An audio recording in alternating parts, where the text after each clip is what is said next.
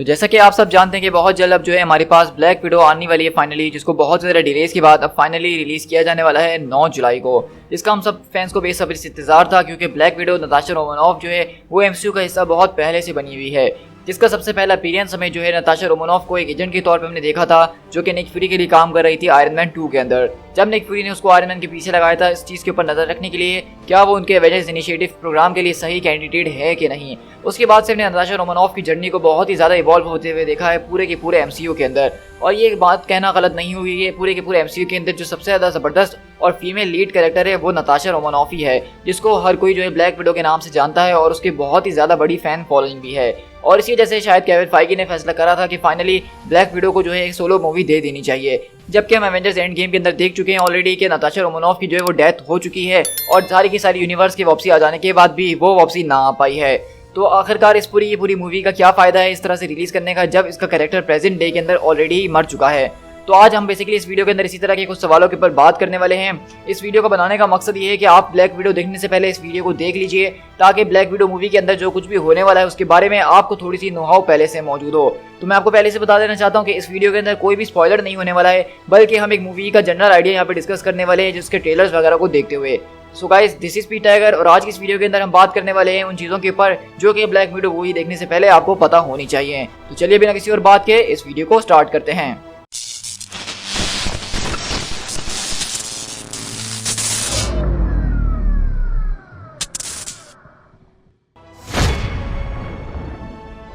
تو سب سے پہلے ہم بلیک ویڈو کی مووی کی ٹائم لائن کی بات کر لیتے ہیں کہ یہ ایم سی یو کے اندر کہاں پہ سیٹ کی گئی ہے، کیونکہ یہ کافی زیادہ امپورٹنٹ ہے بلیک ویڈو کی ایونجرز اینڈ گیم کی ڈیتھ کے بعد سے ہی۔ تو دراصل یہ مووی جو ہے بتایا جا رہا ہے ہمیں کہ یہ مووی جو ہے دراصل سول وار کے ایونٹ کے بعد اور انفینٹی وار سے پہلے ہوگی۔ مطلب ہم نے دیکھا تھا کہ سول وار کے اندر نتاشا رومانوف جو ہے وہ پہلے تو ٹونی اسٹارک کی سائڈ پر ہوتی ہے، لیکن برلن والی ایئرپورٹ بیٹل کے اوپر وہ ٹونی اسٹارک سے غداری کر کے کیپٹن کی مدد کر لیتی ہے، اور اس کے بعد سے ہم نے دیکھا تھا کہ یہاں پہ نتاشا رومانوف کو بتا دیتا ہے آئرن مین کہ بہت جلد جو ہے تھنڈر بولٹ راس اس کے پیچھے آنے والے ہیں اس کی غداری کے لیے پکڑنے کے لیے، لیکن ہمیں پتا ہے کہ یہاں سے نتاشا کے ہاتھ لگی نہیں تھی اور وہ جو ہے کیپٹن امریکہ کے ساتھ ہی بھاگ رہی تھی۔ تو دراصل ہمیں پتہ چلے گا کہ دراصل نتاشا رومانوف جو ہے وہ وہاں سے بھاگ کے رشیا گئی تھی اور اپنا کچھ فیملی بزنس پورا کرنے گئی تھی جس کو اس کو ختم کرنے کی ضرورت تھی۔ جیسا کہ اس مووی کے ٹریلر کے اندر ہم نے دیکھا ہی ہے کہ تھنڈر بولٹ راس بھی ہمیں یہاں پہ نظر آ رہے ہیں بہت زیادہ ملٹری اور ایجنسی کے لوگوں کے ساتھ۔ وہ سب اسی لیے ہو رہا ہے کیونکہ نتاشا جو ہے وہ سپر ہیومن رجسٹریشن ایکٹ سے بھاگی ہوئی ہے اور تھنڈر بولٹ راس جو ہے اس کا پیچھا کر رہے ہیں۔ تو بیسیکلی اس کی ٹائم لائن جو ہے وہ ہماری ایونجرز انفینٹی وار سے پہلے کی ہونے والی ہے، جب ہم نے اس کو کیپٹن امریکہ اور سیم ولسن کے ساتھ دیکھا تھا۔ تو ہم جانیں گے کہ اس سب کے بیچ جو ہے سول وار سے انفینٹی وار کے بیچ نتاشا رومانوف اپنے کن ایڈونچرز کے اوپر نکلی ہوئی تھی۔ ویسے اگر اس مووی کی ٹائم لائن کی بات کریں تو یہ مووی جو ہے موسٹلی فلیش بیکس کے اوپر بیسڈ ہونے والی ہے، جہاں پہ ہم نتاشا کا بچپن دیکھنے والے ہیں اور اس طرح کے اس کے پاس کے بہت سارے ایونٹس دیکھیں گے، جس کے ذریعے ہمیں اس کی ایک اچھی خاصی سٹوری پتہ چل جائے گی اور اس کا اوریجن بھی پتہ چل پائے گا۔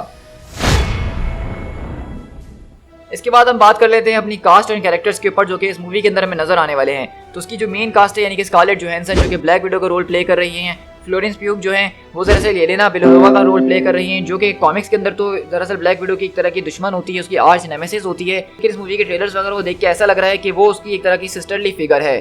اس کے بعد اس میں جو لیڈ کریکٹر ریکارڈ ہونے والا ہے وہ ریچل وائس کا ہونے والا ہے، جو کہ پوسٹکوف کا رول پلے کرنے والی ہیں، جو کہ کامک کے اندر آئرن میڈن نام کی ویلن سے بھی جانی جاتی ہیں۔ اس کے علاوہ جو اس میں ڈیوڈ ہاربر کا کریکٹر ہے وہ بہت زیادہ انٹرسٹنگ ہونے والا ہے، جو کہ اس میں ریڈ گارڈین یعنی الیکسی سوسٹکوف کا جو ہے رول پلے کر رہے ہیں۔ اب ان کی اگر بات کریں تو الیکسی سوسٹکوف جو ہے دراصل بلیک ویڈو یعنی نتاشا رومانوف کا کامکس کے اندر ایک وقت میں ہسبینڈ بھی رہ چکا ہے، لیکن اس ٹریلر کو دیکھ کے ہمیں اندازہ ہو رہا ہے کہ ریڈ گارڈین کا جو ہے یہاں سے بلیک ویڈو کے ساتھ ایک فادرلی فگر والا کیس ہے، اور یہاں پہ ریڈ گارڈین کا جو کریکٹر ہے وہ دراصل ایک طرح کا سپر سولجر ہے، یعنی کہ رشیا نے بھی اپنا سپر سولجر بنانے کی کوشش کری تھی کیپٹن امریکہ کی طرح، اور یہ اسی کا ریزلٹ ہے۔ تو اس کے پاس بھی انہینس ایبلٹیز ہیں جس طرح کیپٹن امریکہ اسٹیو راجرز کے پاس موجود تھیں، اور یہ بھی ان کی طرح ایک طرح کی شیلڈ استعمال کرتا ہے، بس فرق اتنا ہے کہ یہ رشیا کا کیپٹن امریکہ اور اس کا کاسٹیوم ریڈ کلر کا ہے۔ لیکن ڈیوڈ ہاربر کے سارے ایکٹنگ اور شارٹس کو دیکھتے ہوئے اس ٹریلر کے اندر اندازہ ہو رہا ہے کہ اس مووی کے اندر 4 چاند لگانے والے ہیں۔ اس کے بعد جو اس کے میجر کریکٹر ہمیں جیسے کہ پتہ ہی ہے وہ دراصل جو ہے ٹاسک ماسٹر کو ہونے والا ہے، جو کہ اس مووی کا ہمیں مین ویلن دکھایا گیا ان سارے کے سارے ٹریلرز کے اندر، لیکن اس کی آئیڈینٹی ابھی تک ایک مسٹری ہے کہ وہ دراصل شخص کون ہے اور کون نہیں۔ کوٹی فلیک ویلنے جو ہیں وہ ہمیں کریکٹر پلے کرتے ہوئے نظر آ رہے ہیں اس مووی کے اندر، جن کا نام ہمیں رک میسن بتایا جا رہا ہے۔ اب ان کے کریکٹر کے حوالے سے یہاں پہ ہمیں کوئی خاص چیزیں تو بتائی نہیں گئی ہیں کہ یہ کون ہیں اور کون نہیں ہیں اور ان کا کیا رول ہو سکتا ہے، لیکن ایسا لگ رہا ہے کہ یہ کافی امپورٹنٹ کریکٹر ہے کیونکہ ان کو بلیک ویڈو مووی کے لیے جو ایک سیپریٹ پوسٹر بھی دیا گیا ہے، تو اس بات سے اندازہ ہو رہا ہے کہ ضرور کوئی نہ کوئی امپورٹنٹ رول پلے کریں گے اس مووی کے اندر۔ बताया ऐसा भी जा रहा है कि ये हो सकता है कि ब्लैक विडो के लव इंटरेस्ट का रोल प्ले करे, लेकिन जहाँ तक मेरा अंदाजा जा रहा है बहुत ज़्यादा वो ये है कि ये दरअसल टास्क मास्टर की मिस्टीरियस शख्सियत होने वाले हैं, या फिर टास्क मास्टर से इनका कोई लेना देना तो ज़रूर होगा ही। इसके अलावा इसके अंदर हमें जो एक और इंटरेस्टिंग कैरेक्टर दिखेगा जिसको हमने ट्रेलर में बहुत ही कम दिखा है, वो दरअसल रे विंस्टन प्ले करेंगे ड्रेवकॉफ का कैरेक्टर। अब ड्रेवकॉफ जो है वो दरअसल वो शख्स है जो कि पूरे के पूरे रेड रूम को चलाता है और नताशा रोमानोफ के ऊपर टॉर्चर करने के लिए वो काफ़ी ज़्यादा फेमस है। यानी उसके और नताशा के बीच खतरनाक किस्म की कोई हिस्ट्री रह चुकी है जिसको हम देखेंगे कि किस तरह से वो यहाँ पे सॉल्व होती है। इसके बाद हम बात कर लेते हैं अपने टास्क मास्टर के कैरेक्टर के ऊपर, क्योंकि ये बहुत ही मिस्टीरियस कैरेक्टर है जो कि इन सारे के सारे ट्रेलर्स के अंदर हमें बहुत ही ज़्यादा शानदार तरीके से दिखाया गया है। तो हमें सबसे पहले इसकी आइडेंटिटी के ऊपर बात करते हैं कि ये कैरेक्टर कौन हो सकता है। तो जैसे कि मैंने आपको पहले बताया कि यहाँ पे जो मलीना का कैरेक्टर प्ले कर रही है, और मलीना जो है वो दरअसल कॉमिक्स में आयरन मेडन के नाम से जानी जाती है, जो कि एक ब्लैक विडो की विलन है, लेकिन यहाँ पे हमें वो उसकी एज अ मदरली फिगर दिखाई जा रही है। तो मुझे यहाँ पे ये भी डाउट हो रहा है कि हो सकता है कि मलीना ही जो है वो दरअसल सीक्रेटली टास्क मास्टर ही है और वही जो है नताशा के खिलाफ जाने की कोशिश कर रही है। मतलब यहाँ पे जो है हमें फैमिली वाला फंडा बहुत ही ज़्यादा नजर आ रहा है इस पूरे ट्रेलर को देखते हुए। तो ये गैस करना गलत नहीं होगा कि इनका फैमिली का कोई एक मेंबर इनसे गद्दारी कर ले तो उसका ट्विस्ट और ज़्यादा बढ़ जाएगा। ये जैसा कि मैंने आपसे पहले कहा कि यहाँ पे जो है ओटी फैक बेनले जो रिक मेंसन का कैरेक्टर प्ले कर रहे हैं वो भी जो है टास्क मास्टर हो सकता है। अब अगर हम टास्क मास्टर के ऊपर नजर डालें तो यहाँ पे हमने देखा कि वो बहुत ज़्यादा ज़बरदस्त तरीके से जो है लोगों से फाइट कर रहा है। मतलब टास्क मास्टर की सबसे बड़ी खूबी ये है कि वो जो है लोगों के मूव्स को कॉपी कर लेता है। उसके पास एक तरह की फोटोग्राफिक मेमोरी है जिसका इस्तेमाल करते हुए वो किसी के भी मूव्स को कॉपी करके उसके खिलाफ इस्तेमाल कर सकता है। लेकिन हमने यहाँ पे एक ट्रेलर की शॉट के अंदर देखा था कि किस तरह से वो लोगों के मूव्स को जो है एक अपने स्कैनर के जरिए स्कैन कर रहा है, और इसको देखते हुए ऐसा लग रहा है कि ये किसी किस्म की स्टार टैग यूज कर रहा है, क्योंकि टोनी स्टार्क ने सेम इसी तरह की टैग इस्तेमाल करी थी सिविल वॉर मूवी के अंदर जब उसने कैप्टन अमेरिका के मूव्स को कॉपी करके उनको हराने का चाहा था। तो कहीं ऐसा तो नहीं कि ये भी टोनी स्टार्क का बनाया हुआ एक विलन है जिसका अब नताशा को मुकाबला करना पड़ रहा है। इसके अलावा हमने देखा कि किस तरह से ब्लैक पैंथर के क्लॉज को कॉपी कर चुका है, स्पाइडरमैन की तरह स्विंग कर चुका है, हॉकाई की तरह तीर चला रहा है और कैप्टन अमेरिका की तरह शील्ड घुमा रहा है। तो टास्क मास्टर का कैरेक्टर बहुत ज़्यादा इंटरेस्टिंग होने वाला है और इसके और विडो के बीच के जो फाइट सीन्स होने वाले हैं वो बहुत ही ऑसम होंगे। इसके अलावा अगर हम जनरल थंडरबोल्ट रॉस की बात करें तो वो भी मुझे लग रहा है कि इस मूवी के अंदर एक बहुत ही इंपॉर्टेंट रोल प्ले करने वाले हैं, भले ही उनका रोल थोड़ा छोटा ही क्यों ना हो। तो हम देख रहे हैं कि यहाँ पे थंडरबोल्ट रॉस को जो है डीएज किया गया है, उनको थोड़े से जवान फॉर्म में दिखाया गया है। तो हो सकता है कि यहाँ पे हमें थंडरबोल्ट के कुछ पुराने और फ्लैशबैक्स भी दिखाए जा रहे हों और प्रेजेंट के अंदर नताशा के साथ जो उसका पीछा कर रहे हैं वो भी दिखाया जा रहा हो। तो अगर हम इस मूवी के अंदर कैमियोज की बात करें कि हमें किस किस के कैमियोज नजर आ सकते हैं, तो यहाँ पे हमें बहुत से कुछ खास कैमियोज नजर आ सकते हैं, जिसमें सबसे ज़्यादा जो गैस किया जा रहा है वो हॉकाई का कैमियो गैस किया जा रहा है, क्योंकि हॉकाई जो है वो ब्लैक विडो के कैरेक्टर के साथ बहुत ही ज़्यादा क्लोज है और इनकी हमने एक अच्छी खासी एंडिंग देखी थी एवेंजर्स एंड गेम के अंदर। और दरअसल कॉमिक्स के अंदर हॉकाई वो शख्स होता है जिसको शील्ड की तरफ से ब्लैक विडो को मारने के लिए भेजा जाया होता है, लेकिन वहीं पे जब वो ब्लैक विडो को मारने के लिए जाता है तो उन दोनों के बीच अच्छी खासी बातचीत हो जाती है और ब्लैक विडो जो है वो इस बात को बताती है कि वो भी जो है ब्लैक विडो प्रोग्राम का हिस्सा नहीं बनना चाहती और वो भी इन सबसे बच के जाना चाहती है। तो तभी हॉकाई जो इसकी बहुत ज़्यादा मदद करता है इन सारी की सारी सिचुएशन में और उसको जो है शील्ड का एक एजेंट बनाता है, और तब से अब तक जो है नताशा रोमानोफ जो है वो शील्ड के अंदर ही मौजूद है। तो एक तरह से देखा जाए तो नताशा रोमानोफ को जो ये फैमिली दी गई है एवेंजर्स की, शील्ड की, सबके पीछे जो है हॉकाई यानी क्लिंट बार्टन का ही हाथ है। तो नताशा की ओरिजिन स्टोरी के अंदर अगर क्लिंट का जिक्र या उसका अपीयरेंस ना किया जाए तो मुझे बहुत ही ज्यादा अफसोस होगा।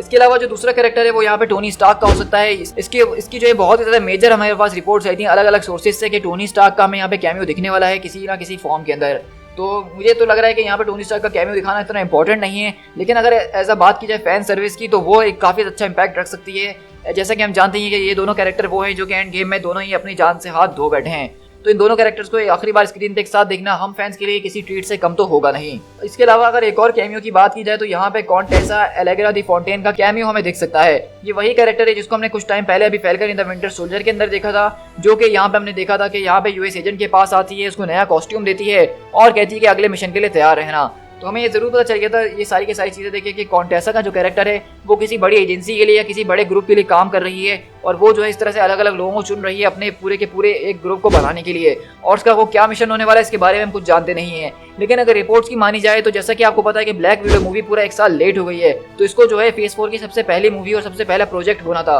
यानी कि falcon in the winter soldier के पहले आनी थी। तो बताया ऐसा जा रहा है कि हमें जो है सबसे पहला कॉन्टेसा का अपीयरेंस जो है वो ब्लैक विडो मूवी के अंदर ही दिखने वाला था, लेकिन क्योंकि डिलेस की वजह से इशू आ गए हैं तो उसका हमें पहला appearance falcon in the winter soldier के अंदर मिल गया तो इसी वजह से हम कॉन्टेसा का जो अपीयरेंस ब्लैक विडो के अंदर देखने वाले हैं वो हमारे लिए एक तरह का कैमियो साबित हो सकता है। लेकिन इस कैमियो के जरिए हमें पता चल पाएगा कि कॉन्टेसा के कैरेक्टर के पीछे क्या कहानी है, आखिरकार falcon in the winter soldier के अंदर उसका इतना स्पेशल अपीयरेंस क्यों दिया गया था, और उसके हवाले से जो भी बैक हिस्ट्री है वो हमें दरअसल ब्लैक विडो मूवी के अंदर ही पता चल पाएगी। क्योंकि देखा जाए तो वो मूवी जो है पहले आनी थी और हमें कॉन्टेसा के कैरेक्टर के बारे में पता चल चुका होता, लेकिन अब ये कहानी रिवर्स हो चुकी है क्योंकि falcon in the winter soldier पहले रिलीज हो गया है। इसके अलावा मैं ब्लैक विडो के एक पास्ट इवेंट के ऊपर बात करना चाहूंगा जो कि ब्लैक विडो के बहुत बड़े फैन हैं कि बुडापेस्ट का जो एक इवेंट है वो ब्लैक विडो की लाइफ के अंदर बहुत इंपॉर्टेंट रोल प्ले करता है, जिसको हमने बार बार देखा कि वो क्लीन बार्टन के साथ इस बात का जिक्र करती है। और ऐसा लगता है कि क्लीन बार्टन यानी कि हॉकाई और ब्लैक विडो का कोई मिशन था बुडापेस्ट के अंदर जो कि इनका बहुत यादगार मिशन है, और उस मिशन के ऊपर जो कुछ भी हुआ होगा वो बहुत ज़्यादा एक्साइटमेंट से भरा होगा। तो मैं आपको बता चलूं कि बुडापेस्ट दरअसल हंगरी की सिटी है और हमने इस सिटी को रेफर करते हुए बार बार देखा है ब्लैक विडो और हॉकाई को, जिसको हमने सबसे पहली बार एवेंजर्स के अंदर और आखिरी बार हमने एवेंजर्स एंड गेम के अंदर देखा था। तो हमें पता चल पाएगा दरअसल कि बुडापेस्ट के अंदर क्या हुआ था, और मोस्ट प्रोबेबली हमें हॉकाई का जो कैमियो दिखने वाला है वो वहीं पे दिखेगा। इसके बाद हम बात कर लेते हैं कि किस तरह से ब्लैक विडो एमसीयू के फ्यूचर के ऊपर इंपैक्ट डाल सकती है। तो जैसा कि आप सब जानते हैं कि ब्लैक विडो का कैरेक्टर ऑलरेडी जो है मर चुका है, यानी नताशा रोमानोफ की डेथ हो चुकी है एवेंजर्स एंड गेम के अंदर, और उसका जो फेट है वो सील हो चुका है। मतलब उसका वापसी का कोई जरिया नहीं है और उसको वापसी लाना बिल्कुल बेकार होगा क्योंकि उसको एक बहुत ही अच्छी डेथ दी गई है और उसकी जो है एक बहुत ज़्यादा वर्थ हो चुकी है अब। लेकिन अगर उसको इसी तरह से वापसी ले आएंगे तो उसकी कोई मायने नहीं रखेगी डेथ। तो मुझे लगता है कि यहाँ पे ब्लैक विडो को जो टाइटल है वो उसकी दरअसल सिस्टरली कैरेक्टर यानी कि येलेना को दिया जाने वाला है, और कॉमिक्स के अंदर भी येलेना बेलेनोवा जो है वो ब्लैक विडो का टाइटल ले चुकी है अपने पास। और इस मूवीज के ट्रेलर और फुटेज को देखते हुए लग रहा है कि येलेना जो है वो ब्लैक विडो बनने के बहुत ज़्यादा कैपेबल भी है क्योंकि वो नताशा को पूरी टक्कर भी दे रही होती है।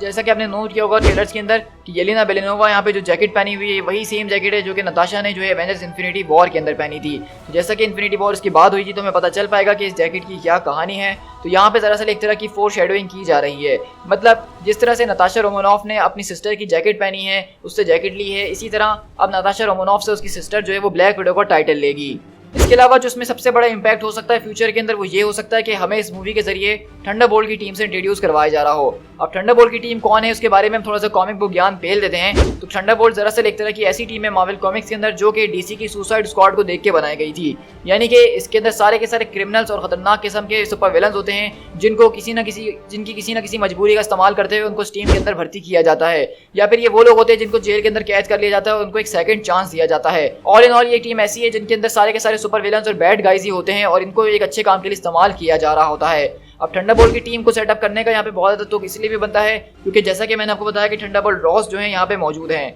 अब थंडरबोल्ट रॉस जो है वही हो सकता है कि इस पूरी की पूरी थंडरबोल्ट की टीम्स को बनाएंगे जिसके अंदर वो अपने एबोमिनेशन वाले कैरेक्टर को भी इस्तेमाल करेंगे, जिसको भी शैंग-ची के ट्रेलर में हमने वापसी आते देखा ही था। और मुझे लगता है कि दरअसल थंडरबोल्ट्स की टीम के लिए ही कॉन्टेसा भी काम करती होगी जो कि थंडरबोल्ट के साथ ही है, और इसीलिए उसने यूएस एजेंट को भी अपनी टीम के अंदर रिक्रूट करा है, और वो टीम दरअसल कोई और नहीं बल्कि थंडरबोल्ट्स की टीम ही होने वाली है। अब वैसे तो कॉमिक्स में जनरल थंडरबोल्ट रॉस का इस थंडरबोल्ट टीम से कोई लेना देना नहीं होता है, बस ये नाम ऐसे ही कोइंसिडेंस है। लेकिन अब लग रहा है कि एमसीयू के अंदर इनके पास एक अच्छा मौका है कि जनरल थंडरबोल्ट रॉस ही इस टीम को बनाए और वो अपने नाम के ऊपर ही इस टीम को थंडरबोल्ट नाम भी दें। तो ये चीज़ ज़्यादा मेक सेंस कर रही है कॉमिक्स से भी। तो इसलिए मुझे पूरी उम्मीद है कि इस मूवी के जरिए कुछ ना कुछ हद तक हमें थंडरबोल्ट्स टीम को इंट्रोड्यूस करवा ही जाने वाला है, और फेज 4 और फेज 5 के अंदर वो हमें एज अ मेन टीम नजर आ सकती है। सो गाइस, ये वो कुछ चीज़ें जो कि ब्लैक विडो मूवी देखने से पहले आपको पता होनी चाहिए। रेड गार्डियन कौन है, टास्क मास्टर कौन है, थंडरबोल्ट रॉस क्या करते आ रहे हैं, और ये सारी की सारी वो छोटी छोटी चीज़ें जो कि आप जब इस मूवी को देखेंगे तो आपको एक बेटर अंडरस्टैंडिंग प्रोवाइड करेगी। तो आज की वीडियो बनाने का यही मकसद था कि ब्लैक विडो अब 1-2 दिन में रिलीज होने ही वाली है, तो उससे पहले आप इस वीडियो को देख के उसके लिए प्रिपेयर हो जाइए।